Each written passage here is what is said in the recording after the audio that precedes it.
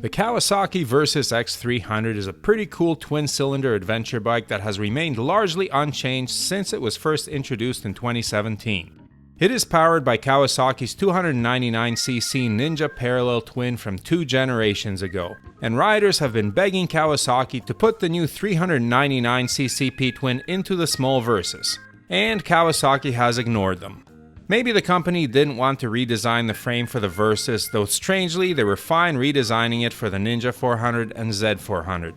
But then the Eliminator Cruiser came out with a punched out 451cc motor, and the Ninja and the Z are getting the new engine this year.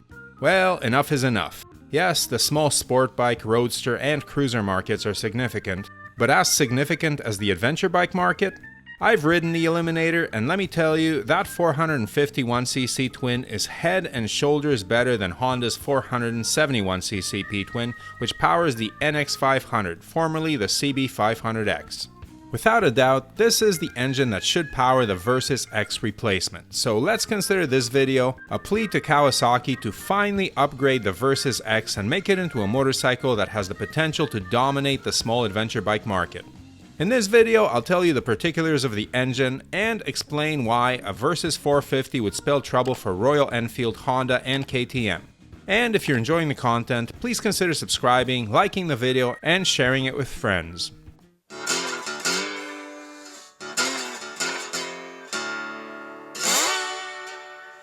Now, I've ridden every Honda motorcycle that is powered by the 471cc parallel twin, except for the CB500F.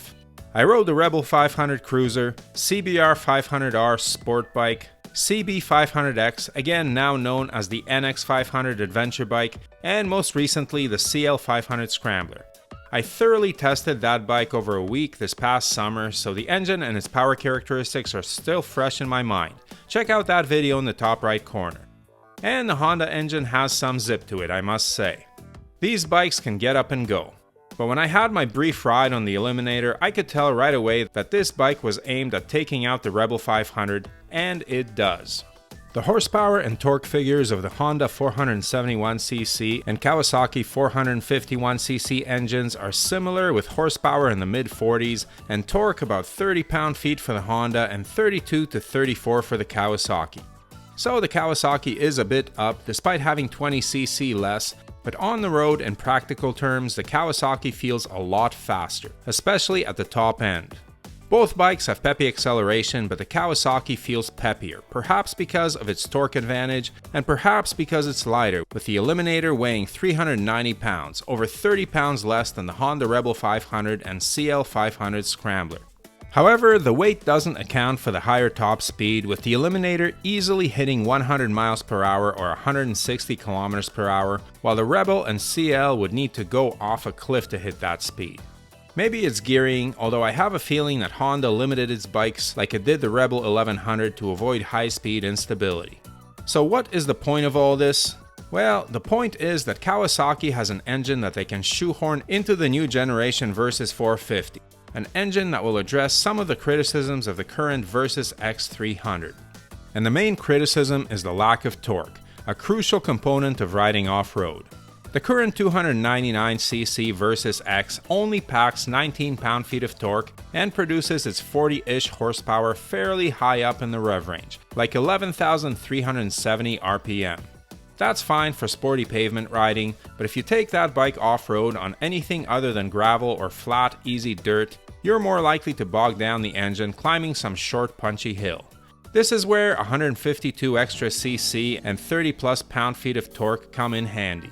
A bigger, torquier engine is harder to bog down and doesn't have to be revved so hard to produce its power.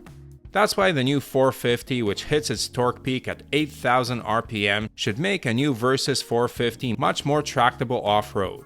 Lower revs also means less peaky power delivery and less wheel spin on dirt. And of course, there's the fact that Kawasaki is capable of producing these at a lighter weight than the Honda entries, with the Eliminator being over 30 pounds lighter than the Rebel 500, and the new Ninja 500 undercutting the Honda CBR 500R by over 40 pounds. So it's not unreasonable to suppose that the new Versys X450 or 500 or whatever Kawasaki calls it could be a lot lighter than the 432-pound Honda NX500. it would probably weigh less than 400 pounds. So where is this motorcycle? With the current popularity of adventure bikes, it seems like a no-brainer for Kawasaki to build it.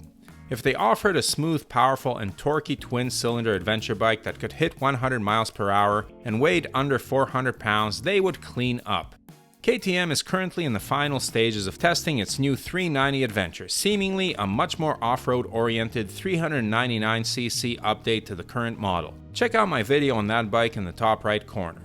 But the KTM is a single-cylinder motorcycle like the new Royal Enfield Himalayan, which was just unveiled.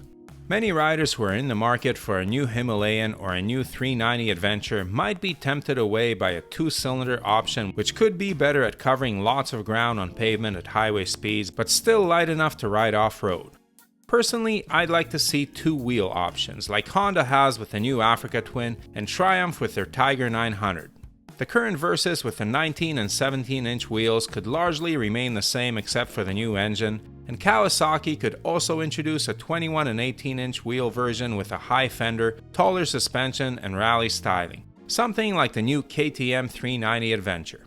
Such a move would address the other big criticism of the current Versos X, that it's a predominantly road-oriented ADV bike suitable for gravel and mild dirt but not challenging trails. Putting out a hardcore rally version would get a lot of people excited about a Japanese unicorn bike and steal some of the thunder from Royal Enfield and KTM. In fact, I suspect that KTM leaked its new bike now in order to persuade possible Royal Enfield customers to wait before plopping their deposits down on new Himalayan 450s. So there is every reason for Kawasaki to upgrade the Versos X, but will they do it? So far, there's no indication that such a bike is in the works, despite how many riders would love to see one. Kawasaki also did not upgrade it when the Ninja went to 400cc. However, one thing I've noticed about Kawasaki, when they have a new model on the way, they are very good at hiding it. You rarely, if ever, see spy shots of Kawasaki test mules on the road. New Kawasaki's tend to drop with little warning or teasing ahead of time, the opposite of KTM. I for one would love to see the Versys upgraded with a new motor, something that frankly should have happened when its Ninja brother went up to 400cc. If this bike is not in the works, Kawasaki is missing a golden opportunity and leaving the small displacement twin-cylinder ADV market to Honda.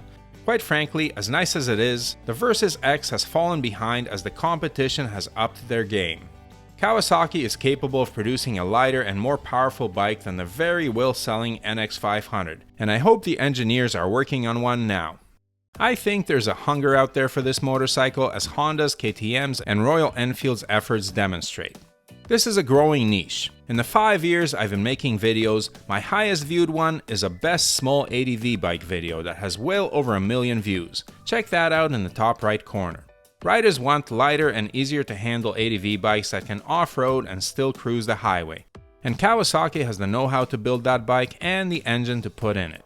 If this bike comes out, there will be a stampede into Kawasaki's showrooms. A Japanese option would likely be considered the most reliable one, and when you're out in the middle of nowhere on an adventure, that counts for a lot. But what about you? Between a Honda NX500, Royal Enfield Himalayan 450, new KTM 390 Adventure, and a hypothetical Versys 450, what would be your choice? Please leave your pick in the comments below. Happy New Year, and may the spokes be with you.